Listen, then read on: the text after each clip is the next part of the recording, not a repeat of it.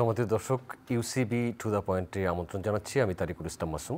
যে যেখান থেকে যুক্ত হয়েছেন শুভেচ্ছা সবাইকে। ভালো আছেন সে প্রত্যাশা রেখে শুরু করছি আজকের অনুষ্ঠান। আলোচনার বিষয় ঐকমত্যের অগ্রগতি।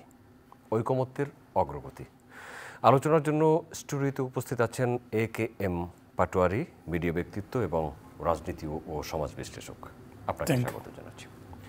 সম্মানিত দর্শক, আমাদের সাথে উপস্থিত আছেন ভিপি নুরুল হক নূর, সাবেক ভিপি এবং সভাপতি গণ অধিকার পরিষদ। আপনাকে স্বাগত।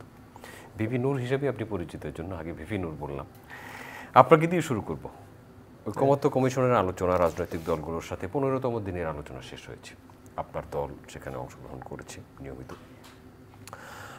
আজকের বিষয় ছিল তত্ত্বাবধায়ক সরকার প্রধান নির্বাচন এবং প্রধানমন্ত্রীর দায়িত্বে যিনি থাকবেন তিনি একই সাথে দলীয় পদে থাকবেন কিনা, বা প্রধানমন্ত্রীর মেয়াদ কী হতে পারে। যাই হোক, এই আলোচনা আমরা জানি, আপনাদের কাছ থেকেই শুনব। আর মাঠের বাইরে টেবিলের ঐক্যমত্য আলোচনা এবং টেবিলের বাইরের মাঠের ঐক্যমত্য বিষয়েও জানতে চাইব আপনার কাছ থেকে। টেবিলের আলোচনা শুনি, এরপরে মাঠে যাব। নুরুল হক। টেবিলের আলোচনাটা চলছে অনেক দিন ধরেই। হয়তো অনেকের কাছে মনে হচ্ছে যে একই ইস্যুতে আমরা বারবার আলোচনা করি, ঐক্যমতে পৌঁছাতে পারছি না। এইটাও যেমন ঠিক, আবার এটাও ঠিক যে আলোচনার মধ্যে দিয়েই কিছু কিছু বিষয় অন্তত একেবারেই পুরোপুরি ঐক্যমত না হলেও কাছাকাছি আমরা ঐক্যমতে পৌঁছাতে পারছি। যেমন এই পর্যন্ত ধরেন আলোচনায় সংসদের আমাদের যে সংবিধানের 70 নম্বর অনুচ্ছেদ, সেইখানের দুইটা বিষয় আমরা ঐক্যমতে পৌঁছেছি। যে 70 নম্বর অনুচ্ছেদ বর্তমানে যেটা আছে সেটা সংশোধন করে সংসদ সদস্যরা নিজ দলের আস্থা ভোটের এবং অর্থ বিল আনিত বিলের বিরুদ্ধে ভোট দিতে পারবেন না। এই দুটো বিষয়ে একমত হয়েছে এবং এর ফলে হচ্ছে ওই যে বলা চলে অনেক ক্ষেত্রে ধরেন এমপি কিনে আপনার সরকার পতন করা, যে একটা হর্স ট্রেডিং বলা হয়তো, যেটা পাকিস্তান আমল থেকেও ছিল, ওই রকমের ব্যবস্থা সংসদ সদস্যরা নিজ দলের বিরুদ্ধে গিয়ে পারবে না। এখানে একটা ঐক্যমত পৌঁছেছি। আবার বিএনপি এটাকে আরেকটু বলেছে যে একই সাথে সংবিধান সংশোধনী এবং জাতীয় নিরাপত্তা সম্পর্কিত ইস্যুতেও সংসদ সদস্য নিজ দলের বিরুদ্ধে ভোট দিতে পারবে না। এই দুটো তারা করতে চায় এবং এইটা তার নোট অফ ডিসেন্ট দিয়ে রাখছে। বাট দুটো বিষয় 70 নম্বর অনুচ্ছেদে আস্থা বিল এবং অর্থ বিল, এইখানে ঐক্যমত হয়েছে। তারপরে বাংলাদেশের প্রধান বিচারপতি নিয়োগের ক্ষেত্রে এখন যেটা হয়, অনেক ক্ষেত্রেই জ্যেষ্ঠতা লঙ্ঘন হয়, সেক্ষেত্রে এটা ঐক্যমত হয়েছে যে আপিল বিভাগের আপনার জ্যেষ্ঠতম বিচারপতি হচ্ছে আপনার প্রধান বিচারপতি হবেন। সো এই বিষয়টা ঐক্যমত তৈরি হয়েছে।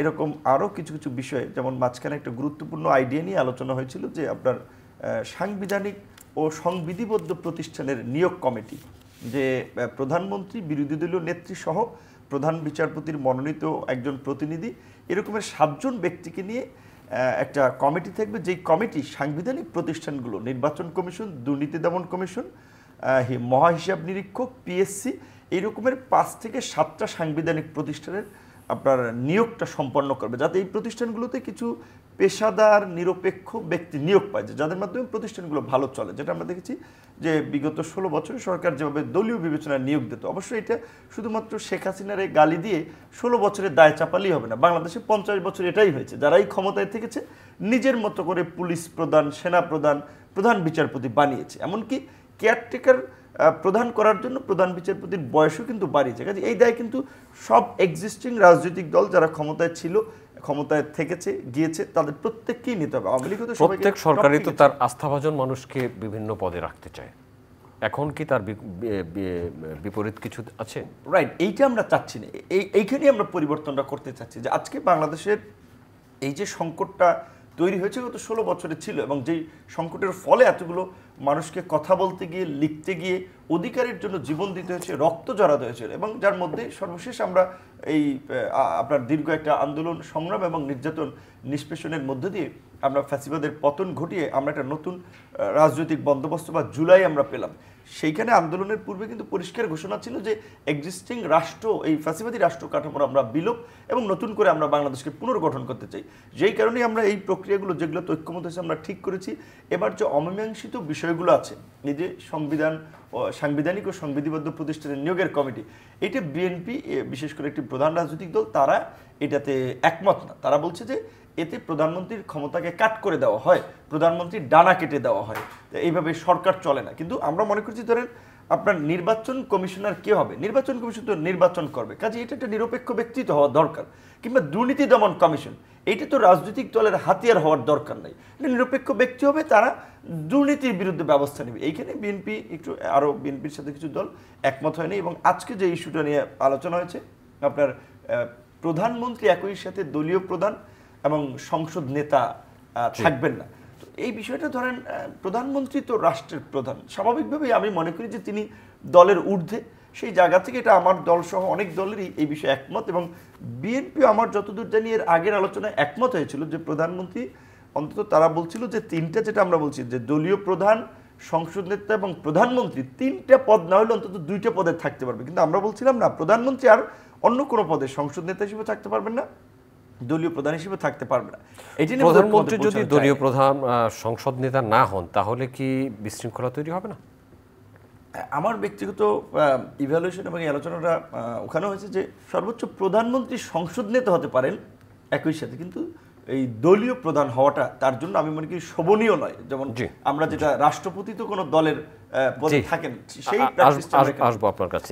শেষ করে যে আপনি যে ইস্যুটা এনেছিলেন যে আজকের আলোচনার সূচিতে যারা কেয়ারটেকার ইস্যুতে, কেয়ারটেকার তো বাংলাদেশে বলা চলে যে ধরেন এই জুলাইয়ের পূর্বে কিংবা বাংলাদেশের লাস্ট 15 ইয়ার্স যদি আপনি বিশ্লেষণ করেন, সেখানে আমরা একটিবার একটা সোশ্যাল কন্ট্যাক্ট করতে পেরেছিলাম সবাই মিলে। সেটা ছিল আমাদের একটা অবাধ, সুষ্ঠু, নিরপেক্ষ নির্বাচনের ব্যবস্থা, তত্ত্বাবধায়ক সরকার ব্যবস্থা। যদিও সেটি আওয়ামী লীগ আপনার এই এসে বাতিল করেছিল, যার ফলেই কিন্তু ওই নির্বাচন এবং ভোট এবং গণতন্ত্র নিয়ে একটা সংকট তৈরি হয়েছিল। এবং আওয়ামী লীগের মতো একটা ইতিহাসের ঐতিহ্যবাহী দল, যারা অবশ্যই মুক্তিযুদ্ধে তাদের অবদান আছে, বাঙালির বিভিন্ন অর্জনের পেছনে, আপনি 90-এর স্বৈরাচার বিরোধী আন্দোলন, 71-এর মুক্তিযুদ্ধ বলেন, এখানে তাদের অবদান আছে, লিগ্যাসি আছে, এটা অস্বীকার করা হয়ে নাই। কিন্তু সেই একটা ওই ইতিহাসের একটা অবিচ্ছেদ্য দল শেষ পর্যন্ত তার রাজনৈতিক পরাজয়ের মধ্যে দিয়ে তার নেতা কর্মীদেরকে আপনার হতাশ করে শীর্ষ নেতারা দেশ থেকে পালিয়ে গেছে, এই পরিস্থিতি তৈরি হয়েছে। সো সেই কেয়ারটেকারটা আবার আদালতের মাধ্যমে ফিরে এসেছে এবং আমরা সেটাকে কিছু আপনার পরিবর্তন করতে চাই, সেইটা নিয়ে আজকে আলোচনা হয়েছে, কিন্তু ঐক্যমত হয়নি। আশা করি তত্ত্বাবধায়ক সরকারের ইস্যুতে আরও কিছু আলোচনার জন্য আপনার কাছে আসবো। একেএম পাটোয়ারি, আপনার কাছে জিজ্ঞাসা, এই যে ঐক্যমত আলোচনা এবং মাঠে, টেবিলে এবং মাঠে রাজনৈতিক দলগুলোর মধ্যে যে ঐক্যমত ছিল জুলাই আন্দোলনে, সেই ঐক্যমত কিন্তু আস্তে আস্তে দূরে সরে যাচ্ছে। তাতে সরকার এবং দেশের কি ভালো হচ্ছে বা কি খারাপ হচ্ছে? ধন্যবাদ আপনাকে, ধন্যবাদ সহ-আলোচক, ধন্যবাদ দর্শক শ্রোতা। ঐক্যমতের যে কনসেপ্ট, এটা ব্যাক আমি মনে করি, আমার ব্যক্তিগত মতামত হলে ঐক্যমত বলে কোনো শব্দ নাই। ঐক্যমত আমরা হইলে ষষ্ঠ ঐক্যমতের ভিত্তিতে সকল লোকের চেহারা, আমরা তিনজনের চেহারা তিন রকম, তিনজনের টেস্টও তিন রকম, ষষ্ঠায় সৃষ্টি করছে ওইভাবে। সুতরাং ঐক্যমত আমরা বুঝতে পারবো না, এটা একটা বিধান সময় নষ্ট। আর যেটা বলছে যে এই কারণ যদি আমরা হইতাম, আমরা কোনো আমাদের পরিবারে যদি একটা জিনিস আমরা একটা ফার্নিচার কিনতে যাওয়ার ঐক্যমত আমরা বুঝতে পারি না। আর ঐক্যমতের যাদের দায়িত্ব হয়েছে তারা বউর সাথে ঐক্যমত করতে পারে না, আমি নাম বলতেছি না, বউর সাথে ঐক্যমত বউ ডিভোর্স দিছে, ঐক্যমতে যারা দায়িত্ব আছে। তারপরে বিদেশে যে বিয়ে করছে সেখানে ঐক্যমতে বুঝতে পারে না, তারা ডিভোর্স দিচ্ছে, আমি নাম বলতে যা, যদি আমরা কেউ চ্যালেঞ্জ করে তাহলে নাম বলবো। তাহলে এই ঐক্যমতের কথা, ঐক্যমত একটা ব্যাক শব্দ। ধরা যাক আমরা অনেক কিছু সংবিধান সংশোধন করছি, ঐক্যমতের ভিত্তিতে আমরা সংবিধান করছিলাম, কিন্তু সেটা টিকছে, দিনের শেষে টিকে না, এটা পরিবর্তন আসছে। তাহলে এই সময়টুকু এটা হলো একটা বাহানা করে সময় নষ্ট করা। আমি মনে করি যে এইটা না করিয়া যারা গভর্নমেন্ট আসবে তারা ম্যানিফেস্টো দিয়ে দিবে, তারা আসলে কী কী করবে। তারা প্রথমে এটা ম্যান্ডেটরি করে দিলে তখন তারা বলবে, জনগণ যদি বলে যে না এর আইডিয়াটা সঠিক আছে, তাহলে জনগণ তাকে ভোট দিবে, সে আসি সেটা কাজ করবে। আমরা ইন্ডিমিউনিটি দেওয়া হয়েছে, কতগুলি জিনিস আছে না, যে এটা বলতে ইয়ে করা হয়েছে, দায় মুক্তি দেওয়া হয়েছে, কিন্তু দায় মুক্তি দিনের শেষে টিকছে, হাসিনা অনেক সময় করে গেছে, সেগুলো পরে সংশোধন হয়ে গেছে। এখন যারা আসবে তারা এসে যদি বলে না এইসব ঐক্যমত মানি না আমি, তখন কী হবে, এটা 4 পয়সা দাম নাই, বরং এটা সময় নষ্ট আমি মনে করি। সময় নষ্ট কেন বলছেন? এত বড় একটা আন্দোলন, এত বড় একটা আন্দোলনের মধ্য দিয়ে যেই সরকারকে দায়িত্ব দেওয়া হয়েছে তাদেরকে কিছু সংস্কারের দায়িত্ব দেওয়া হয়েছে, সংস্কারের কথা বলা হচ্ছে, মধ্যে নাই, কারণ তাকে রুটিন ওয়ার্কে যেতে হবে, শুধু ইলেকশনের ব্যাপারে আছে, তার অন্য কোনো সেটা তত্ত্বাবধায়ক সরকারের ক্ষেত্রে না, সরকারের এর সিলেক্টেড গভর্নমেন্টের কোনো ক্ষমতাই নেই এগুলি করার। তারা যেটা যাচ্ছে তার ক্ষমতার বাইরে বেআইনি কাজ করতেছে তারা। কারণ হয়েছে কি, তার ম্যান্ডেট কোথায়, তার ম্যান্ডেট দিতে তার রেফারেন্ডাম আনতে হবে, যে আমি এই কাজ করতেছি। গণঅভ্যুত্থানকে ম্যান্ডেট ধরা হচ্ছে না, তাহলে তো আপনি সংবিধান আলোকে আনলেন কেন? তাহলে বিপ্লবী সরকার করতেন, সংবিধান স্থগিত করে দিতেন। আপনি একদিকে সংবিধানের আন্ডারে শপথ নিচ্ছেন, আর দিকে সংবিধান মানতেছেন না। আর আপনি তো এটা জুডিশিয়ালের মধ্যে না, টেম্পোরারি বিষয় কি, ইন্টারিম মানেটা কি, অস্থায়ী শব্দটার অর্থটা কি? এর অর্থই তো তারই কাজ না, তার হলো রুটিন ওয়ার্ক করা, যেটার জন্য তার ফার্স্ট প্রায়োরিটি জনগণ ভোটের থেকে বঞ্চিত ছিল 17-18 বছর, তাকে ভোটটা নিশ্চিত করা। নিশ্চিত করলে জনগণের কাছে তখন তার দায়বদ্ধতা থাকবে। জনগণ যদি চায়, তারা তাদের ম্যানিফেস্টোর সময় আসবে, তারা ইলেকশন কমিশন বলে দিবে তুমি কি কি করবা, আসলে 5 বছরের মধ্যে তুমি সব জনগণের কাছে এটা ছেড়ে দাও তোমার এটা। তারপর সেটার উপর বেসিস করে জনগণ যদি বিচার করে এটা করবে। আপনি আরেকটা বলা হয়েছে যে হয়েছে, আপনার একটা বলা হয়েছে যে আপনার চিফ জাস্টিস নিয়োগের ব্যাপারে, অন্য অন্য জায়গায় নিয়োগের ব্যাপারে। দেখেন এখানে একটা রুলসে বলা আছে যে সিনিয়রিটি কাম ফিটনেস। ধরা যাক আমি বিমান বাহিনীর প্রধান ঠিক করলাম, বা সে চোখে কম দেখে, সে তো ফাড়ের লোক লাগাই দেবে, সেখানে সিনিয়রিটি কাজ হবে? আমি সেনাপ্রধান নিয়োগ করলাম, এক পা তার খোড়া বাতে ধরছে, প্যারালাইজ হয়ে গেছে, তাহলে তো স্যালুট নিতে পারবে না। সেখানে আমি কীভাবে করব? তারপরে বিচারপতি, যেমন ওয়ার্ল্ডের অনেক জায়গায় আছে যে বিচারপতি ওরা 5 বছর পর তার মেন্টাল কী আছে, আইকিউ কতটুকু আছে তাকে টেস্ট করা হয়। যেমন ড্রাইভিং লাইসেন্স দিলে, লাইসেন্স যখন দিচ্ছে তখন তার চোখের দৃষ্টিশক্তি সঠিক ছিল, কিন্তু যখন দেখা যাচ্ছে 2 বছর পরে মানুষ পাগলও তো হয়ে যেতে পারে। তাহলে আমরা ওইটা আইন করলে যে 2 বছর পরে যে চিফ জাস্টিস পাগল হয়, তারে দিয়ে মৃত্যুদণ্ড, যার কলমের ইয়েতে যার ডেথ অ্যান্ড লাইফ নির্ভর করবে, তারা আপনি কীভাবে করবেন এটা? সেখানে সিনিয়রিটি কাম ফিটনেস, যদি ফিটনেস না থাকে তাহলে এটা করতে পারবে না। যেমন বিমান বাহিনী প্রধানের চোখে কম দেখেছে, তো পাহাড়ের লোক লাগাই দেবে বিমান। আর ওই সেনাপ্রধান যদি ফিটনেস না থাকে তাহলে তো সে স্যালুট নিতে পারবে না। প্যারেড গ্রাউন্ডে যে স্যালুট নিয়ে দাঁড়িয়ে থাকতে হবে। তো সেই জন্য এখানে সিনিয়রিটি কাম ফিটনেস সাংবিধানিক পোস্টগুলি আছে, যেখানে যদি বউ অসুস্থ থাকে তাহলে বিবেচনা করা হয় না। ওয়ার্ল্ডের অনেক জায়গায় আছে সেটা। কেন করা হয় নাই? ধরেন সেনাপ্রধানের বা কোনো একটা সাংবিধানিক পোস্টের লোক, তার বাড়ির বউ পাগল, তাহলে সে নাস্তা ঠিক মতো পাবে না, ঘুমাইতে পারবে না, তাহলে মেন্টাল পিস থাকবে না তার, তখন সে আসে সাবঅর্ডিনেটেড এটা প্রতিফলন করবে। সুতরাং এগুলি হলো একটা ব্যাক কথা, খালি সময় নষ্ট করে ইলেকশন বেশি দিন ক্ষমতা থাকার বুদ্ধি। না, এরকম কথা কিন্তু সরকারের পক্ষ থেকে বলা হয়। সরকার কত নাহলে সরকার তো এখানে 90 ডেজে 2-3টা গভর্নমেন্ট আমার গেছে, 3 মাসে আমরা গভর্নমেন্ট ইলেকশন করছে না, গ্রহণযোগ্য হয়েছে। তো এখন এত সময় লাগতেছে কেন? এখানে তো বিমান আবিষ্কার না, এখানে তো ভ্যাকসিন আবিষ্কার না, সংবিধানের যে সংস্কার করবে, পরিবর্তন 2 লাইন বাসবে, এটা তো 7 দিনের কাম। এই সংবিধান পরিবর্তন আমরা দেখলে আমি এটা কারেকশন করে দিই। কিভাবে করবেন? কীভাবে করে দিয়ে আপনি দেন, তারপরে কী প্রস্তাব আনছে, ওই প্রস্তাব বলতে এই যে ওনারা বললেন না, ওনারা এই করতেছে, তারা নিয়োগ করবে, তো নিয়োগের মধ্যে তো আমি বলে দিলাম। এবং ওয়ার্ল্ডের অনেক জায়গায় হয় না, সংবিধানের পোস্টের লোক যাইতে গেলে তাকে তার পারিপার্শ্বিক কী অবস্থা, তার মেন্টাল অবস্থা কী, এবং সে না হলে তো তার সে রাষ্ট্রের লোক এরকম ব্যবহার করবে। একটা লোক যদি পারিবারিকভাবে অশান্তি থাকে, সেই বিবেচনাগুলো তো অবশ্যই নেবেন। তাহলে সেখানে আপনাকে আজকাল তো এটা বিজ্ঞান ভিত্তিক হয়েছে, সেখানে তার ব্রেনের লেভেলটা কতটুকু আলফা লেভেলে আছে কিনা সেটা বিবেচনার বিষয় আছে অনেকের, ওই কারণগুলি। সুতরাং এই কারণগুলি সময় নষ্ট না করে জনগণের মালিক হলে জনগণের উপরে ছেড়ে দেওয়া হোক। জনগণ যদি মনে করে নূরকে যদি ক্ষমতায় দেখতে চায়, তাহলে আমি বলার কি, আপনি বলার কি? ঠিক, আপনার কাছে আসবো। নুরুল হক নূর, আপনার নাম নিয়েই বলেছেন, আপনাকে যদি দেয় তাহলে আমি বলার কি, আপনি বলার কি? উইথ ডিউ রেসপেক্ট, আমি ভাইয়ের স্পিরিট এবং সেন্টিমেন্টের সাথে আমি একমত না। সে যেভাবে সব কিছুকে তুচ্ছ তাচ্ছিল্য সহকারে উড়িয়ে দিচ্ছে, আমি লজিক দিছি। লজিকটা ধরেন, এই যে এত বড় একটা অভ্যুত্থান এবং পরিবর্তন, তারপরে আপনার 5 তারিখ শেখ হাসিনা পালিয়ে যাওয়ার থেকে 5, 6, 7, 8 হিসেব করলে আপনার প্রায় 4 দিনের মতো সরকার ছিল না। এই 4 দিনে এই দেশে কোনো ধর্ষণ হয় নাই, মার্ডার হয় নাই, ব্যাংক লুট হয় নাই, আপনার ওইভাবে খুব বেশি ক্যাওয়াজ হয় নাই এই 4 দিনে।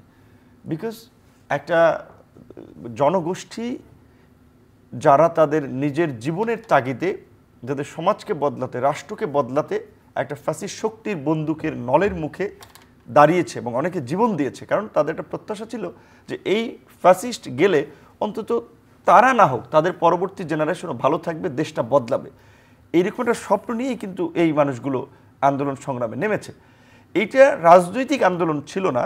আপনার সাথে আমি ওইখানে একমত যে এটা বিপ্লব ছিল না, কারণ বিপ্লব হইলে তো বিপ্লবের একটা দল নেতৃত্ব দেয় এবং সেটার পরে সেই দল সরকার গঠন করে এবং তারা প্রিভিয়াস সমস্ত আইন কানুন নিয়ম নীতি নালান ভয়েড করে তারা পরে আপনার রাষ্ট্র পরিচালনা করে, সব জায়গায় তাদের লোক বসায়।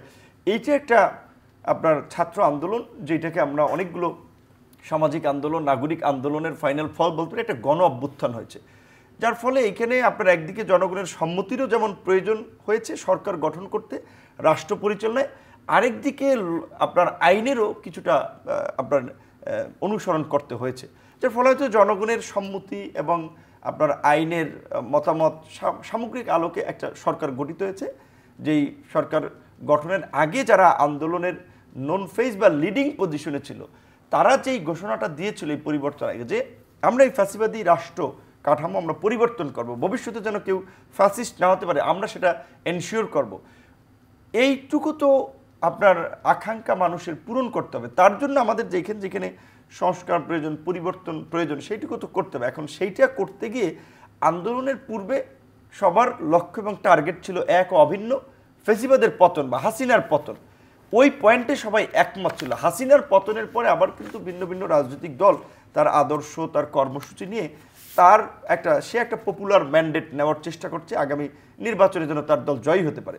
তো এখন রাজনৈতিক দলগুলো তো তার একটা আদর্শ, তার একটা মতামত, একটা চিন্তা আছে, কিন্তু এই গণঅভ্যুত্থানটা তো সম্মিলিত চিন্তা এবং সম্মিলিত নাগরিকদের একটা অংশগ্রহণের ফলে হয়েছে। সুতরাং এই গণঅভ্যুত্থানের মধ্যে দিয়ে আগামীর বাংলাদেশের নাগরিকদের একটা সম্মিলিত চিন্তার প্রতিফলন ঘটবে, এটা তো আমরা প্রত্যাশা করি।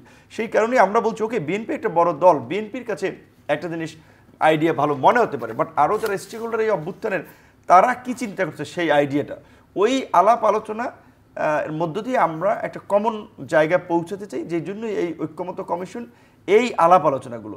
আপনি নিশ্চয়ই ওয়েস্টার্ন কান্ট্রিতে ছিলেন, আমেরিকা ইউনাইটেড স্টেটস হিসেবে এই সংযুক্ত রাষ্ট্র হিসেবে গঠন করার আগে কিংবা তাদের সংবিধান রচনা করার আগে বিভিন্ন দূরের অঙ্গরাজ্যের নেতারা আসতো। আপনার আসতে তো সময় লাগতো, 5 দিন 7 দিন ভরে তারা মিটিং করতে, এবং সম্ভবত 5 বছরের প্লাস সময় লেগেছিল আমেরিকার এই ঐক্যে পৌঁছাতে এবং একটা সংবিধান রচনা করতে, যার ফলে কিন্তু আমেরিকা ওয়ার্ল্ডের মধ্যে সবচেয়ে একটা শক্তিশালী ডেমোক্রেটিক রাষ্ট্র এবং 200 বছর ধরে তারা বিশ্বে মাতব্বরি করে বেড়াচ্ছে। তো এখন বাংলাদেশে এতদিন হয়নি, আমরা তো এখন একটা নতুন রাষ্ট্র এবং রাজনৈতিক বন্দোবস্তে পৌঁছতে চাই। সেইখানে সাংবাদিকদের কি চিন্তা ভাবনা, তাদের কি আকাঙ্ক্ষা, তারা একটা কেমন গণমাধ্যম চায়, কিভাবে তাদের সাংবাদিকতা করতে চায়, তাদের একটা মতামত আমি মনে করি জানার প্রয়োজন আছে। শিক্ষকরা কতটুকু সম্মান পেলে, কতটুকু মর্যাদা পেলে তারা আসলে এই আমাদের এই শিক্ষা ব্যবস্থা ঢেলে সাজিয়ে তারাও একটা নাগরিক কাঙ্ক্ষিত মর্যাদা নিয়ে আমাদের ভবিষ্যৎ প্রজন্মকে এগিয়ে নিতে পারবে, তাদের একটা মতামতের দরকার আছে। আমাদের শিক্ষা ব্যবস্থায় কী কী পরিবর্তন হয়, রাজনীতিবিদদের একটা মতামতের প্রয়োজন আছে। এইভাবে সমাজের বিভিন্ন স্টেক হোল্ডারদের ওপিনিয়নের ভিত্তিতেই কিন্তু আগামী রাষ্ট্রটা আমরা পরিবর্তন করতে চাই, গঠন করতে চাই। সেই জন্য এই সরকার হচ্ছে রেফারির ভূমিকা আছে, আম্পায়ারের ভূমিকা আছে, বিভিন্ন দল নিয়ে আলোচনা করছে, তাদের কালেকটিভ আলাপ আলোচনা মতামতের ভিত্তিতেই কিন্তু সংস্কারগুলোকে এগিয়ে নিচ্ছে। এখানে ব্যক্তিগতভাবে যারা সংস্কার কমিশনের দায়িত্বে আছে তাদের রাজনৈতিক ব্যর্থতা আছে, ব্যক্তি জীবনে আপনার উত্থান পতন আছে, সেটা একটা ডিফারেন্ট বিষয়, বাট তারা একটা কি বলবো, একটা টিম ওয়ার্ক করতেছে, তারা কেউ এককভাবে কোনো মতামত চাপিয়ে দিচ্ছে না এবং তাদের সেই এখতিয়ারও নেই। সুতরাং এর মধ্যে দিয়ে অলরেডি কিছু আমরা ঐক্যমত্যে পৌঁছাচ্ছি, আরও বাকি জায়গাগুলোতে আমরা ঐক্যমত্যে পৌঁছাতে পারবো আশা করি, কিন্তু সেইটাকে একেবারে উড়িয়ে দেওয়াটা এটা আমার কাছে আচ্ছা, শিক্ষক এবং সাংবাদিকদের কথা যে আপনি বললেন, ঐক্যমত্য কমিশনে কি তাদের সাথে কথা বলা হচ্ছে? এইটা এখন যে মেইন আলোচনা হচ্ছে সেখানে প্রধানত আন্দোলনের রাজনৈতিক এবং সামাজিক সংগঠন বলতে বা নাগরিক সংগঠন যারা সক্রিয়ভাবে ছিল তাদের এই ঐক্যমতের আলোচনাটায় এই মুহূর্তের আলাপে আছে। এর আগে আপনি নিশ্চয়ই লক্ষ্য করেছেন তারা প্রত্যেকটা কমিশন, যে সংবিধান সংস্কার কমিশন, নির্বাচন সংস্কার কমিশন, দুর্নীতি দমন কমিশন, গণমাধ্যম সংস্কার কমিশন, নারী সংস্কার কমিশন, তারা কিন্তু অংশীজনদের সাথে মিটিং করেছে। শুধু শিক্ষা কমিশনটি হয়নি, রাইট, যদি শিক্ষা কমিশন তাদের প্রস্তাব চেয়েছে, তারপরেও আমরা কিন্তু এটা বলেছি যে এই আলোচনায়ও আপনার এই সমস্ত পেশাজীবীদেরকে কানেক্ট করা দরকার, কারণ তাদেরও একটা মতামত প্রয়োজন আছে। শুধুমাত্র ওই হাউজের ফরেন সার্ভিস একাডেমিতে অংশগ্রহণকারী রাজনৈতিক দলগুলোই গোটা দেশের মানুষকে প্রতিনিধিত্ব করেন। এর কারণ হচ্ছে আপনি যদি হিসাব করেন যে বাংলাদেশের আওয়ামী লীগ, বিএনপি, জামাত, চরমনাই, গণ অধিকার, বাম, ডান সব মিলিয়ে হয়তো 30 থেকে 35% লোক যারা সক্রিয় রাজনীতি করে, সুতরাং আর 60% থেকে তো 50% মতো লোক আছে যারা ওইভাবে রাজনীতিতে যুক্ত না, কিন্তু তারা হয়তো একটা দলকে ভোট দেয়। তারপরে সেই জায়গা থেকে আমরা বলেছি এই সমস্ত পেশাজীবী সংগঠন তাদেরও ফাইনালি একটা মতামত এবং মতবিনিময় দরকার, যেটা জুলাই ঘোষণাপত্র এবং জুলাই সনদ এটা দেওয়ার আগে কমিশন বলছে তারা নিবে তাদের মতামত। ধন্যবাদ আপনাকে। অনেকগুলো আপনার কথার পাটোয়ারি, আপনার কথার অনেকগুলো জবাব নুরুল দিয়েছেন। তাহলে এখন যে পরিস্থিতিতে বাংলাদেশ আছে, বাংলাদেশ সরকার আছে, বাংলাদেশের মানুষ আছে, সমাধানের রাস্তা কি? দেখুন প্রথম কথা হলো যে কৃষির ভিত্তিতে ঐক্যমতের যে কমিটি গঠন করছে কৃষির ভিত্তিতে, যেমন একটা লকে ডাক্তারকে আপনি যদি অপারেশন না লাগায় যদি আপনি এখানে ইঞ্জিনিয়ারকে লাগান তাহলে হবে সেটা হবে না। তো এখন আমার যদি একটা সাপে কামড় দিচ্ছে একটা লোককে, সেখানে বাইতুল মুকাররম ইমাম সাহেব আর বিজ্ঞানীরা আনলে তো হবে না, সেখানে ওজার দরকার।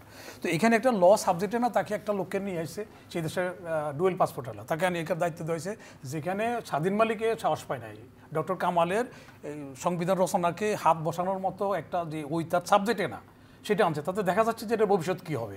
2 নম্বর হলো এটা একটা বছর হয়ে গেছে, জাতির জীবন থেকে একটা বছর চলে গেছে, জাতির বছর 1 মাসে অনেক যথেষ্ট, কারণ 3 মাসে তো আমরা সরকার গঠন করাইছি না, এর আগে সেম ন্যাচার অফ গভর্নমেন্ট হয়েছে না। এখন এখানে এই যে বলা হচ্ছে এটা ঐক্যমত কিসের দিতে হবে? আমরা তো ভোট নিতে হবে, জনগণ মালিক হলো জনগণ। ঐক্যমত আমরা কিছু লোকের পরিচিত লোক, নূর আমার পরিচিত আছে, উনি আমাকে বললো যে ঐক্যমতের চেয়ারম্যান হোক, তাহলে এটা তো নিয়োগে তো গণ্ডগোল। নিয়োগ কিসের ভিত্তিতে? আমরা জনগণের মালিক হলে জনগণ যাকে ভোট দিবে তারা দিবে, আর এটা তো তার এখতিয়ারের মধ্যে পড়ে না। সংবিধান যদি বলবো তো সংবিধান মানতে হবে 1। 2 নম্বর হলো জনগণকে যদি আপনি স্বস্তি না দিতে পারেন, প্রত্যেকটা লোকের হার্ট ডিজিজ হয়ে যাচ্ছে, কি হবে ওখানে আপনার মোব ভাইলেন্স হচ্ছে, আইন শৃঙ্খলা ঠিক হচ্ছে না, আপনি সব কিছু হচ্ছে, সাঁতার না জানলে তো 16 আনাই মিশা। তাহলে এখানে যদি আপনার জীবনে থাকে না, লোকের এই পাথর দিয়ে মারতেছে, এই কী বা মূর্তিতে যাচ্ছে, এটা সময় নষ্ট করার কী দরকার আছে? সময় নষ্ট করার। তারপরে আপনি ব্যাংকিং সেক্টরে আসেন, সব জায়গায় একই গণ্ডগোল। আচ্ছা দেখেন, শেখ হাসিনার সময় নদী খননের জন্য করছে 4.5 কোটি টাকা অনুমোদন হয়েছে। আমি উদাহরণ দিচ্ছি, আমরা হাসিনাকে তাড়ালাম দুর্নীতির কথার জন্য। হাসিনার আমলে অনুমোদিত এই বর্ষার সময় নদী নির্মাণের জন্য 4.5 কোটি টাকা কী করে অনুমোদন হয়? এখন ওইটা দিয়ে বাস্তবায়ন করতে অনুমোদন করে গেছে শেখ হাসিনা, এখন এটা বাস্তবায়ন করতে হচ্ছে, মানে কিছুই না, এটা ফাঁকিবাজি। এই বর্ষার সময় নদীর মধ্যে নিয়ে দিয়ে 4.5 কোটি গরিব দেশে চলে যায়। তো এগুলি তো আপনাকে গরিবের টাকা, এটা স্বচ্ছ ব্যবহার হইতে হবে। যেই তাড়ানো যে ডিসিশনগুলির জন্য হাসিনাকে আমরা তাড়ালাম, হাসিনার অনুমোদন কাজগুলি এখন কেন হচ্ছে দেখেন কীভাবে করতেছে। সেটা বলছে আর্মি দিয়ে করাবে। একজন লোক গার্লফ্রেন্ড নিয়ে যাচ্ছে, তো মানুষ জিজ্ঞাসা করলে এটা কে? বলে আমার খালা। তো আর বন্ধু বলতেছে তুই খালা বলছিস কেন? তো গার্লফ্রেন্ড। বলে খালা বললে সন্দেহ করবে না। তো এখন আমাদের আর্মির কথা বললে আর্মির মতো মানুষের একটা আস্থা আছে, কিন্তু আর্মির মধ্যে তো সবকে 100% লোক তো না, 100% তো সৎ না, তাহলে আর্মির লোকের চাকরি যাচ্ছে কেন? আর্মির মধ্যে যেমন সৎ অফিসারের সংখ্যা বেশি, কিন্তু অসৎ অফিসারও তো আছে, আমরা জানি তো কে সৎ, আর্মিও জানে। তাহলে ওই আর্মি দিয়ে করাচ্ছে টেন্ডার ছাড়া, পাবলিক প্রকিউরমেন্ট রুল ফলো না করে 4,000 কোটি টাকা নদী নির্মাণের জন্য। এটা কি তামাশা জাতির সাথে? সংস্কার কথা কয়ে টাইম বাড়ে এভাবে করতেছে। আসেন জাদুঘর করতেছে, জাদুঘরের জন্য 156 কোটি টাকা, এই যে প্রধানমন্ত্রীর বাড়ি যেটা ছিল বাংছে, জাদুঘরের আমাদের গণভবন, সেখানে টেন্ডার ছাড়া করতেছে। কারা করতেছে সেটা আমি নাম এখন নাই বললাম। তো এখন এটা হচ্ছে দীর্ঘ সময় করে আমরা অপচয় করার জন্য একটা স্রোত তাড়াই আমি টাকা আনতে পারি না, সমর্থন করতে পারি নাই। আমি এই অনুষ্ঠানের মাধ্যমে সরকারের কাছে প্রশ্ন রাখতে চাই, পাবলিক প্রকিউরমেন্ট রুল হচ্ছে অনেকগুলি রাষ্ট্রের টাকা, আপনার পকেটের টাকাটা যেমন আপনি বাজার করতে চাই 10টা দোকানে দেখেন কোন দোকানে কম পাওয়া যায়। তো রাষ্ট্র ওই কথা বলা আছে রুলসে, পাবলিক প্রকিউরমেন্ট রুলসে, যে রাষ্ট্রের কাজ করতে গেলে 10 জায়গায় যাচাই করতে হবে, 10টা পেপারে দিতে হবে, দরকার রিটেন্ডার দিতে হবে। এখানে মুখস্থ টাকা কাজ দিয়ে দিচ্ছে। এইখানে অনেক লোক আছে, আমি নাম এখন বলতেছেন, দরকারের পরবর্তী অনুষ্ঠানে বলবো আমি। তো এই তো নমুনা, এই যে সংস্কারের কথা কী কাজটা হচ্ছে, এখন এটা উত্তর কে দিবে? যে হাসিনা অনুমোদন কথা 4.5 কোটি টাকা কেন নদী খনন করতে, বর্ষার সময় নদী, এটা কিছুই পাবেন না আপনি, আস্তে আস্তে করে দেখাইতে পারবেন, ও তো সত্যি চলে গেছে। তো এই যে অপচয় হচ্ছে, এগুলি তো দরকার নাই। জনগণের সরকার, জনগণকে জবাব দিয়ে থাকবে, জনগণ নির্বাচিত করবে, জনগণের সবার ঐক্যমতের প্রতি যদি। সম্মানিত দর্শক, থাকুন আমাদের সাথে, আমরা আছি চ্যানেল আয়ের অনলাইন প্ল্যাটফর্ম ফেসবুক এবং ইউটিউব চ্যানেলে। জি, আপনি অব্যাহত রাখুন। হ্যাঁ, তো এই ঘটনাগুলি তাহলে আপনি দেখেন, আপনার যদি একটা লোকের যদি জীবন হলো সেফটি ফার্স্ট, আপনি যত সংস্কার করেন কিছু জীবনের নিরাপত্তা নেই। এখন আপনি দেখেন 1 বছরের মধ্যে যে মামলা হয়েছে, বিচারকেরা টাকা খাচ্ছে, বিচারকের হিয়ারিং করতে চায়। কেন বাবা তুমি হিয়ারিং করবে না কেন? তুমি যদি মনে করো ম্যাটেরিয়াল আছে তার ফাঁসি দাও, খালাস দাও, তুমি শুনবাই না কেন? এ শোনার জন্য তোমার বেতন, এ শোনার জন্য তোমার সে শুনতেছে না। 1 বছরের মধ্যে সকল যে অ্যারেস্ট হচ্ছে রাজনীতিবিদ সবাইকে দোষী, তারা যদি তারপরে দোষী না নির্দোষী সে কোর্টে প্রমাণ হোক, কিন্তু কোনো হিয়ারিং হচ্ছে না, বিব্রত হচ্ছে বিচারপতির। কেন বাবা তুমি বেতনে বিব্রত হবে কেন? আমরা দেখেন আজকে ওই মিউনিসিপ্যালিটি এখানে দখল করে রাখছে আরেকজন, তারপরে রাজস্ব বোর্ড দেখেন এখানে রেভিনিউ আনবে, রাজস্ব বোর্ড কালেক্ট করে বাজেটের জন্য, তাদের এখানে সংস্কার করতে যায়, ওখানে সমস্যার সৃষ্টি করে দিয়েছে 2টা ভাগ হইয়া, এখন তারা অফিস করে না। তো রাজস্ব যে আয় না হয় কীভাবে খরচ করুন, বাজেট থেকে কোথেকে টাকা দেবেন? টাকা ছাপাই তো মানি ইনফ্লেশন করতে পারেন না আপনি। তারপরে যে লোকগুলি লুটপাট করছে, যে লুটপাটের দায়িত্ব নেওয়া কারণে আমরা তাদের সরাইলাম, তাদের একটা কি আইনের আওতা আনতে পারছে? টাকাগুলিকে একটা আনতে পারছে?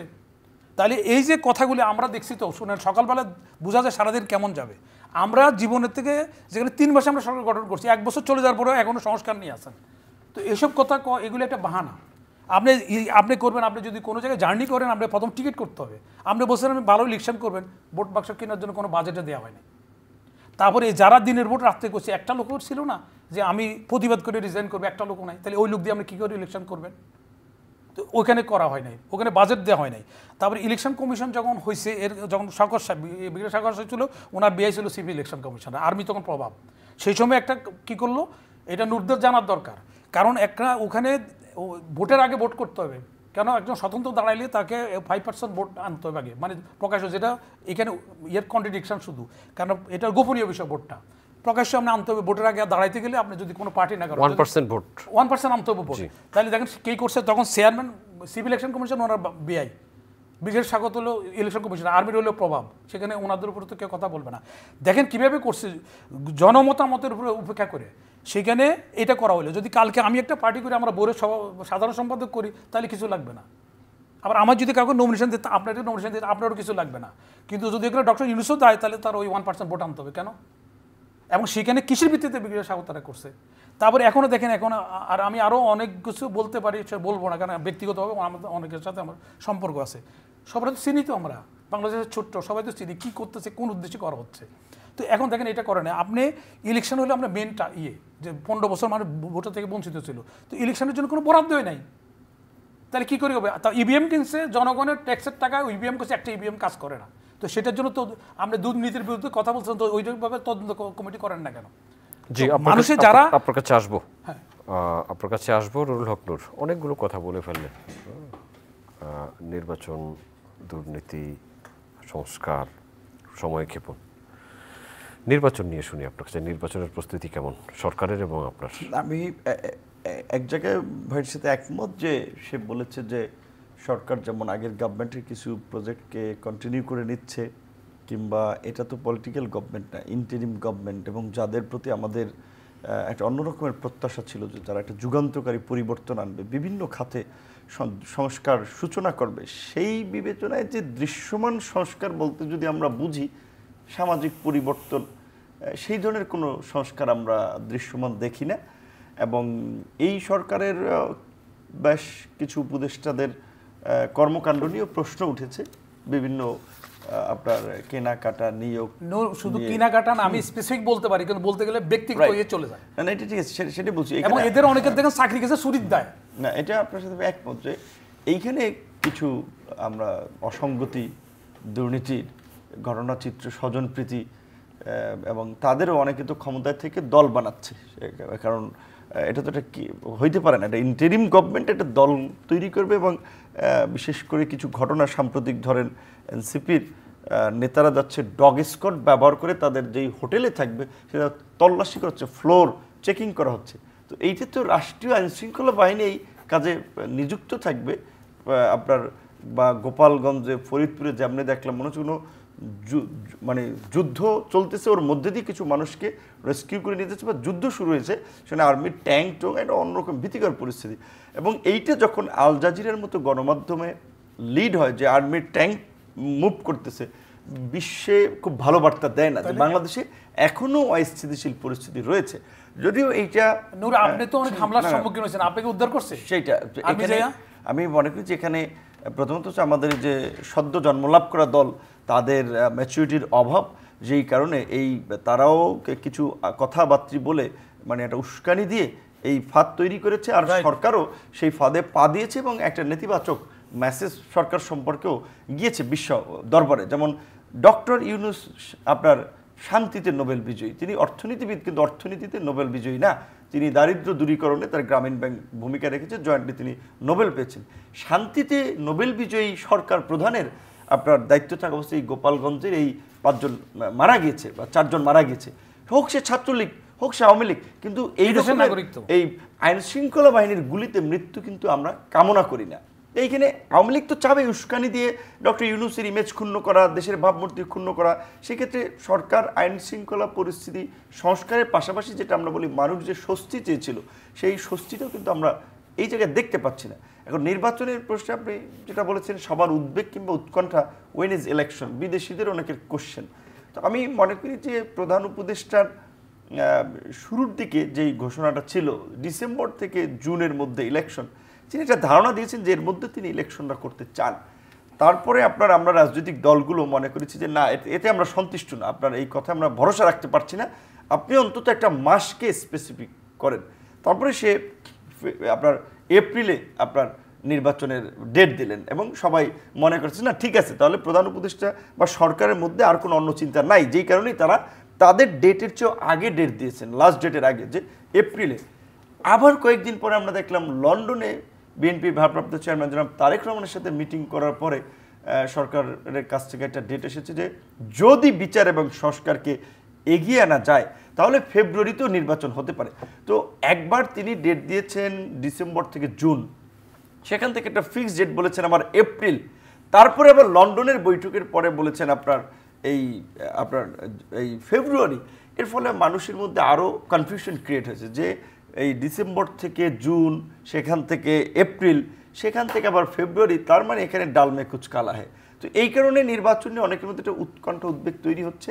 এবং আবার নতুন করে বাংলাদেশের এই ব্যবস্থা আমরা যেটা দেখতে পাচ্ছি, আমাদের যে রপ্তানির শীর্ষ খাত যে আরএমজি বা রেডিমেড গার্মেন্টস, সেইখানে মার্কিন যুক্তরাষ্ট্রের যে নতুন 35% আপনার শুল্ক আরোপ, যার ফলে বাংলাদেশের গার্মেন্টস খাতে একটা শঙ্কা তৈরি হয়েছে। এবং সেখানে আমরা যেটা শুনতে পাচ্ছি যে তারা কিছু কন্ডিশন দিচ্ছে যে তারা শুল্ক শিথিল করার প্রশ্নে। এখন কি কন্ডিশন দেয় সেটা আবার নন আপনার ডিসক্লোজার এগ্রিমেন্ট, যেটা গভর্নমেন্টও বলছে। সো এর মধ্যে একটা আলোচনা হয়েছিল যে আপনার জাতিসংঘ মানবিক করিডোর চায় বাংলাদেশের কক্সবাজারের ওখান দিয়ে। মানবিক করিডোর দেখা যাচ্ছে যে সমস্ত দেশে দিয়েছে, সেইখানে নতুন করে সংঘাত সহিংসতা বেড়েছে। আমাদের দেশে জাতিসংঘের মানবাধিকার কমিশনে অফিস খোলার জন্য সরকার আপনার জাতিসংঘকে অনুমোদন দিয়ে দিয়েছে। সরকার তো রাজনৈতিক সরকার না, এবং বড় কোনো সিদ্ধান্ত গ্রহণের ক্ষেত্রে অন্তত তাদের পলিটিক্যাল স্টেক হোল্ডারদের সাথে আলাপ করা দরকার ছিল, কারণ আলটিমেটলি তো রাষ্ট্রটা চালাবে পলিটিক্যাল লোকজন। কোনো আলোচনা ছাড়াই তারা আপনার এই অনুমোদন দিয়ে দিল, যার ফলে অনেকের মধ্যে আরও সংখ্যা ঘনীভূত হয়েছে যে এই যে জাতিসংঘের মানবাধিকার কমিশনের 18টি যে সমস্ত দেশে অফিস আছে, সেই সমস্ত দেশগুলোর কর্মরত আফ্রিকার বুরুন্ডি, বুরকিনা ফাসো, নাইজার, আপনার মৌরিতানিয়া, লাইবেরিয়া, এই সমস্ত দেশে, এবং কার্যত ওই সমস্ত দেশগুলো অন্য আরেকটা দেশের নিয়ন্ত্রণাধীন দেশ কিংবা উপনিবেশে পরিণত হয়েছে আমরা দেখেছি। তো বাংলাদেশে এই সময়ে মানবতার ফেরিওয়ালা যে শান্তিতে নোবেল বিজয়ী, তিনি তো আমাদের রাষ্ট্র চালাচ্ছেন। আমাদের এইখানে আবার কিসের জাতিসংঘের মানবাধিকার কমিশনের অফিসের অনুমোদন দেওয়া লাগবে? তো এই সমস্ত ঘটনাগুলোর কারণে আসলে সরকারের প্রতি এখন একটা আস্থার বড় ধরনের সংকট তৈরি হচ্ছে। সেই ক্ষেত্রে অ্যাজ এ অবজারভার হিসেবে, এই গণ অভ্যুত্থানের সংগঠক হিসেবে আমরা মনে করি এখন যত তাড়াতাড়ি এই সংস্কারগুলোতে ঐক্যমতে পৌঁছে একটা ইলেকশন দিয়ে পরিস্থিতির উত্তরণ ঘটানো যাবে, সেটি আমাদের দেশের মানুষের জন্য মঙ্গল। আপনাকে ধন্যবাদ। পাটোয়ারি, আপনাকে দিয়ে শেষ করব উত্তরণের রাস্তা। যে জাতিসংঘের যে কথাটা বলছে, জাতিসংঘ অফিস করতেছে, কারণ এটা আমরা মনের অবচেতন মনে আমরা কিন্তু নিজে আত্মহত্যা করতেছি। কেমন সেটা? নবী করিম সাল্লাল্লাহু আলাইহি ওয়াসাল্লামকে আল্লাহ কিন্তু বাংলাদেশে নাজিল করতে পারতো, করে নাই তো আল্লাহ। কেন করে নাই? ওখানে যখন আইন শৃঙ্খলা ছিল না, মানবাধিকার ছিল না, জীবন মানে মেয়ে ছেলে হলে দাফন করতো, সেই জন্য নবীকে করিম সাল্লাল্লাহু আলাইহি ওয়াসাল্লাম ওখানে প্রেরণ করা হয়েছে, সৌদি আরব প্রেরণ করেছে, বাংলাদেশে আসে নাই। তো এখন এখানে জাতিসংঘ মানবাধিকার এটাতে পরোক্ষভাবে আমরা স্বীকার করে নিলাম আমাদেরকে মানবাধিকার, নাহলে জাতিসংঘের এত ব্যয় করে অফিস আদালত কেন করবে? তার মানে এটা ওনারকে ইনডাইরেক্টলি তাদের বুদ্ধিমত্তার মাধ্যমে তারা এস্টাবলিশ করে ফেললো এখানে মানবাধিকার নাই। কারণ ওখানে ভারতও যাচ্ছে না, কাশ্মীরে তো যাই ওরা অফিস করতে পারছে না, ওখানে কি মানবাধিকার? আমাদের এখান থেকে অনেক বেটার আছি আমরা খাবার মধ্যে অনেক ভালো আছি আমরা। তাহলে এখন ওই যে ওখানে ইন্ডিয়া কেন মানবাধিকার করছে না? এটা হলো তারা এন্ডোর্স করে ফেললো অলরেডি আমরা যে এখানে মানবাধিকার লঙ্ঘিত হচ্ছে। নাহলে জাতিসংঘ নিজের টাকা ব্যয় করে কেন অফিস করতে আসবে? আমাদের এখানে লাভের কিছু নেই। তারপরে তো আমরা এখানে যদি বলতে পারি যে এদের যত কর্মকর্তা আছে সব বাঙালি হইতে হবে, শর্ত দিই, তাইলে হয়তো সামান্য কিছু আমাদের ফরেন রেমিটেন্স আছে, আর বাকিরা সব কিছু আমরা নিজেরা এটা পরোক্ষভাবে আমরা স্বীকৃতি দিলাম আমাদের মানবাধিকার লঙ্ঘিত হচ্ছে এখানে। কারণ এখানে কেন আমরা এটা করবো? ওরা যখন ইসরায়েলি ঘটনা হয়, মানবাধিকার কি ব্যারেন্টটা বাঁচতেছে? তো যেখানে তারা একটা ঠুমকো জগন্নাথ, আমি কেন তার পিছনে আমি ইয়ে করে সময় নষ্ট করব? এটা হলো জাস্ট লোকের কাছে দেখানো আর পরোক্ষভাবে আমি নিজেকে আত্মহত্যা করা। কারণ ওখানে তখন তারা বলবে যে মানবাধিকার ওখানে খারাপ আছে, তারপর আমাদের ভিডিও ফুটেজগুলি দেখাবে তারা, তখন তারা মিসাইল আক্রমণ করলে দেখবো যে পাথর দিয়ে পিটাই মারতেছে, তো অসভ্য জাতি, ওদের তো মিসাইল দরকার তাদের। আর ওখানে মানবাধিকার লঙ্ঘিত হচ্ছে দিকে তোরা আসছে, ওরা ওইগুলি তখন এক কাট পিসগুলি লাগাই দিয়া তারা জাস্টিফাই করবে, সারা বিশ্বকে দেখাবে এখানে মানবাধিকার লঙ্ঘিত হচ্ছে, সেই জন্য আমরা এটা করছি। তো আমরা এটার মধ্যে কোনো রকমের কোনো ফাঁদের মধ্যে আমাদের যাওয়ার দরকার নাই। কারণ গণতান্ত্রিক সরকারও যদি এই ধরনের পলিসি নিতে হয় তাহলে তারা রেফারেন্ডাম দিতে হবে। আর আমরা তো রেফারেন্ডাম, আমরা তো ম্যান্ডেটে নাই, আপনারা কিছু লোককে আপনাকে বসাইছে। আমরা গণতান্ত্রিক পথ হলো কি 18 কোটি লোকের মধ্যে, তাহলে আমরা নিকটতম প্রতিদ্বন্দ্বী কত ছিল, কত ভোটের সমর্থন আছে, এটা তো কোনো ব্যারোমিটার কি নূর সাহেবরা বলতে পারবে যে এত লোকের সাপোর্ট ছিল ইউনুস গভর্নমেন্টের উপরে? সেটা তো ছিল না। আর যেটা শান্তির কথা বলছে, যেটা শান্তির, সেটাও একটা সরকারের পরিকল্পনা। কেন সরকারের না, এটা হলো আমেরিকান একটা পরিকল্পনা। কেন পরিকল্পনা হলো, আপনি দেখেন নরিয়াগার দেশের মধ্যে ওরা একটা অ্যাক্ট করছে, আর আমেরিকা কিন্তু এখানে বার্মা অ্যাক্ট করছে। কেন বার্মা অ্যাক্ট করছে? চিটাগংয়ের বার্মার কিছু অংশ নিয়ে একটা খ্রিস্টান রাষ্ট্র করবে। তো খ্রিস্টান রাষ্ট্র করতে গেলে তাদের একটা প্রতিনিধি লাগবে, তো রিপ্রেজেন্টেটিভ লাগবে। ইউনুস সাহেবে ইংরেজি ভালো জানে, হয়েছে ওনাকে নিয়ে আসছে। এটা তো এমনি করে নাই, খেলা করার জন্য। তো আমাদের লোকগুলি তো বুঝতেছে না, ভাষা বুঝতেছে। ওনাকে তো আগে নার্সিং করেছে, উনি অর্থনীতির জন্য দেওয়া হয়নি, কারণ তখন সবগুলো ডিস্ট্রিবিউশন হয়ে গেছে। যখন তাকে সিএনএ থেকে পেন্টাগন থেকে বলা হইলো, বলে যে শান্তির জন্য নোবেল দেওয়া হয়ে গেছে, তাহলে বাকি আছে শান্তির জন্য দিয়ে দাও। এটা হলো তার ফ্রি প্ল্যান। ওই যে এখানে আমাদের চিটাগংয়ে যে আমরা যে গরিব দেশ, এটা বিশ্ব মানচিত্রে ভুলে যাবে। ইভেন কাতার হচ্ছে আমাদের জীবনযাত্রা মানে উপরে আসবে। ওখানে পার্বত্য চট্টগ্রামে মিনারেল রিসোর্স আছে, সোনা আছে, এবং আণবিক বিদ্যুৎ করা যে ইউরেনিয়াম পর্যন্ত আছে। এটা উত্তোলন করতে দেওয়া হচ্ছে না। কেন উত্তোলন করতে দেওয়া হচ্ছে না? আমি কোনো এক গভর্নমেন্টের আমলে সেখানে তাদেরকে $500 কোটি দিচ্ছে বিদেশি ব্যাংকে, একটা রাজনীতিবিদ, আমি নাম বলছি না এখন। তারপরে যখন জেনারেল নুরুদ্দিন যখন আসলো, নুরুদ্দিন সাহেবকে প্রস্তাব দিল যে আপনি এটা উত্তোলন করবেন না। উত্তোলন না করার জন্য আমরা কি 1000 কোটি, এখন নুরুদ্দিন সাহেব আছে, আপনারা দরকারে যুগে আলাপ করতে পারেন। আমি ওনার রুমে ওই দিন অফিসে আমি বললাম যে এইটা জাতির লোকের বেইমানি করতে চায় না। তারপরে ওনারা আওয়ামী লীগকে বললো যে এরকম একটা প্রস্তাব আছে, পার্টির জন্য নিয়ে নেন। তো বলে যে আমার আপনার চাওয়ার পাওয়ার কী আছে, বলে তাহলে নিয়েন না। তার কিছুদিন পরে উনি দপ্তরবিহীন হলেন। তারপরে উনি যখন বাড়িতে গেছে, কারণ এখন হচ্ছে কি, যদি আমাদের এখানে 5 দিয়ে ফেনীতে যেমন পানি নিয়ে যাচ্ছে, এখানে আন্ডারগ্রাউন্ড 5 দিয়ে টেনে নিয়ে যাচ্ছে, ওরা ভাটির দেশ, আমরা যদি এখান থেকে তেল উত্তোলন করে ওরা কিছুই পাবে না। ওই জন্য এখন ওর ঠিকাদারকে যদি কন্ট্রাক্ট নিয়ে তার লোক কন্ট্রাক্ট করে যেতে, তুমি উৎপাদন করলে তোমার প্রোডাকশনে গেলে তুমি 4000 কোটি টাকা, তোমার 8000 কোটি টাকা তুমি উৎপাদন করিও না, কারণ তাহলে ওই যে তারা পাবে না। এখন আমাদের দেশপ্রেমের জন্য আমরা বাংলাদেশকে, আমি এটা মিডিয়া দায়িত্ব নিয়ে বলতেছি, এই দেশে বাংলাদেশের দরিদ্র দেশ, কার কোনো সাহায্যের প্রয়োজন হবে না, শুধু যদি আমরা মিনারেল রিসোর্স করতে পারি। দেখেন মুসলিম কান্ট্রিগুলোতে আল্লাহ কিন্তু কাউকে দরিদ্র সৃষ্টি করে নাই, তারা নিজের মধ্যে লাগিয়ে রাখছে, নিজের মধ্যে গন্ডগোল করছে। তারপরে ওরা ইরাকি কী হয়েছে, আসল টার্গেট হলো আমেরিকার মাটির নিচে যেসব জায়গা আছে সার্ভে করে, তারা সার্ভে করে দেখছে কত হাজার নিচে কী আছে, স্যাটেলাইটের মাধ্যমে তারা দেখে তখন ওই রাষ্ট্রগুলি করে। তারপরে আমাদের দেশের লোক যেহেতু দরিদ্র দোষ, এদের কিছু লেসপাচ্চা সৃষ্টি করে, এদের ফান্ড দেয়, ফান্ডিং দিয়ে আস্তে আস্তে নার্সিং করে এখানে আসে। কিন্তু আমরা বলতেছি, আমরা যে নোবেল কিন্তু নবী পয়গম্বরই না, যদি তাই হইতো তাহলে 9 জন এখনো জেলখানে আছে এই নোবেল পাওয়া প্রাইজ। আমরা একজন আছে অং সান সু চি হচ্ছে, তাহলে আপনি যদি আমরা যেভাবে এটা তুলছি, যেহেতু নোবেল সম্বন্ধে আমাদের কোনো আইডিয়া নেই, আমাদের অনেক খুব স্বল্প জানে লোকজন। কেন নোবেল একটা প্রাইভেট অর্গানাইজেশন, ওরা যারা এসব যারা নিয়ন্ত্রণ করে, তারা যাকে মনে করবে, কালকে নূরকে মনে করলে নূরের নোবেল দিয়ে দিবে, কারণ ওরা জানছে ওদের একটা প্ল্যান থাকে, দীর্ঘ প্ল্যান থাকে। কিন্তু আমরা এটাকে মনে করছি বিরাট কিছু, যার জন্য আমরা ওনাকে কি করলাম, যিশু মনে করছি। উনি দেখেছি এখন কার্যকলাপে উনি শিশু। আজকে দেখেন আমরা কোনো একটা সেক্টর কাজ করতেছে না। এখন সত্যি কথা বলি, স্যারের লোক আমার ভালো সম্পর্ক, উনি হয়তো নারাজ হইতে পারে, কারণ ওনার আপনার চ্যানেলে যখন ওনার উপর হাসিনা করতেছিল, আমি এখানে কিন্তু শুরু স্যারের পক্ষ নিয়েছি, বলছে যে উনি যে তার বয়স দেখে তার ব্যাংকে থেকে বাদ দিচ্ছে। আমাদের অর্থমন্ত্রীর বয়স কত, শেখ হাসিনার বয়স কত, যদি পুরো সেক্টর অর্থনীতি সেক্টর যদি দেখতে পারে, ওনারা বয়সের পর 2 বছর 1.5 বছরের ডিফারেন্স। আমি তখন এখানে এই কথা বলছি, উনি আমাকে থ্যাঙ্কসও জানাইছে। কিন্তু আমি দুঃখিত যে আমার দেশের স্বার্থে, আমি একটা মুক্তিযোদ্ধা, আমি এখানে আমার বাপকে আমি ছাড় দেবো না, যেটা সত্য কথা আমি সেটা বলবো। আমরা শেষ করবো অনুষ্ঠান, শেষ করবো। তো সুতরাং আমাদের বলছি যে এখন জনগণের মালিক জনগণের দিয়ে এইসব আলতু ফালতু ওই যে বাইরের থেকে হায়ার করে আনা, যাদের ডবল পাসপোর্ট আছে, আমরা আমাদের দুঃখে সুখে আমরা এই দেশে আসি। আমরা হাসিনার এখানে থাকি স্বল্প পরিসরে আমরা কথা বলছি হাসিনার বিরুদ্ধে। তো এখন যারা কোনো একটা কথা বলে না, একটা অবদান নেই, ইভেন কি এই আন্দোলনের জন্য ইউনুস সাহেবের কী অবদান বলেন? তাহলে আমরা ওনাকে বাঁচলাম, যেখানে আমরা তো ল্যাংড়া খোড়া যেগুলো হয়ে গেছে, অন্ত গেছে, তাদের তো আমি ক্ষমতা মন্ত্রী বানাই নাই। তাদের বানাচ্ছি কেন? তাহলে এইগুলি কথা শুধু মানুষকে শাক দিয়ে মাছ রাখার জন্য আসল উদ্দেশ্যগুলো বাস্তবায়ন হয়ে যাবে। এবং এখানে যে করিডোর দেওয়া হচ্ছে এগুলি সরকার, নির্বাচিত সরকারের তো ক্ষমতা নেই এটা দেওয়ার, কেন আমরা এটা দিতে যাবো? ওনারা দেখেন, ওনাকে চেয়ারম্যান রাখতে চাওয়া হয়েছে, উনি এমডি থাকার জন্য 106 জনের ইয়ে নিয়ে আসছে, সিনেটের ইয়ে নিয়ে আসছে, কিন্তু যখন ফালানি ঝুলেছিল কোনো একটা বক্তব্য আনছে উনি? বা হাসিনার খালেদারা যখন লাঠিপিটা করে লড়িপিটা করছে কোনো একটা স্টেটমেন্ট দেখবেন আপনি দিচ্ছে? ইভেন কি ছাত্রদের আন্দোলনের জন্য উনি একটা স্টেটমেন্ট দেন নাই। তাহলে আপনি কিসের ভিত্তিতে আমরা সবগুলি নিয়োগ করার সময় ওনাকে নিয়োগ করছেন? তাও আমরা ঠিক আছে 3 মাসের জন্য, এখন দেখেছি টাইম বাড়াচ্ছে। তো এই যে টাইম বাড়াচ্ছে, আপনার যদি একটা আমি ওনার সাথে প্রকাশ্য মিডিয়াতে আমি অনুরোধ করতে পারি, উনি ওই কথাগুলো আমরা শেষ করব অনুষ্ঠান। একেএম পাটোয়ারি আপনাকে ধন্যবাদ, নুরুল হক নূর আপনাকে ধন্যবাদ। সম্মানিত দর্শক, এতক্ষণ আমাদের সাথে থাকার জন্য কৃতজ্ঞতা। আগামী অনুষ্ঠান দেখার আমন্ত্রণ রইল, দেখা হতে পারে সেই অনুষ্ঠানে। ভালো থাকবেন সবাই, আপনাদের সবার জন্য অনেক অনেক শুভকামনা।